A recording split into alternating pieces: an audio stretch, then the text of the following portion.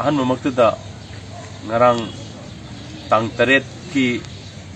anganba ayukta thokiba thodokta leihidaba angang ani amadi masigi makha tarakpada tongan ba thodokta sokhiba amadi leihidaba kaya yaugriba pumnamak sigi BPF ki maigedagi awaba nungaitaba pumnamak taimung manungi da saruk yajari haibasi thamjege loinana aikoina ngarang pangthokhiba achouba rally BPF na sindana awanglam maigegi punna sinkiba rally aduda saruk yabikhiba mipum kudingma pusu BPF maigedagi thagat pungdokjari loinana aikoina turonglaubi da thokiba thodok asigigi damakta turonglaubi gi maigedagi tawrakpa any agitation any movement khudingmakta BPF amadi akoi awanglamda leijariba praja khudingmakna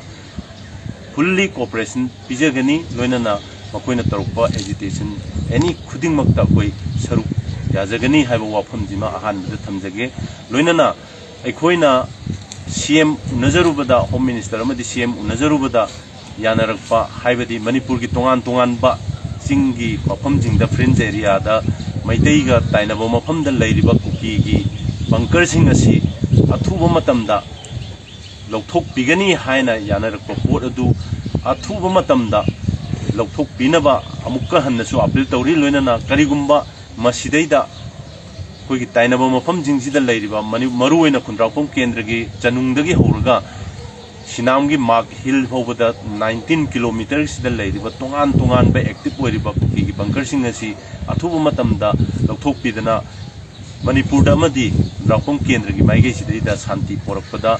mateng pangbiu loinana masi karigumba taruktaba tarbadi athuba matamda taruktaba tarbadi manipur gi amadi awanglam gi maige da leiriba praja singjiga pullaga BPM na tongan ba khongjang sing haibadi non cooperation movement na chingba makhan gi khongjang mayam ama changsil lakani haiba wafam asi media da pungdokse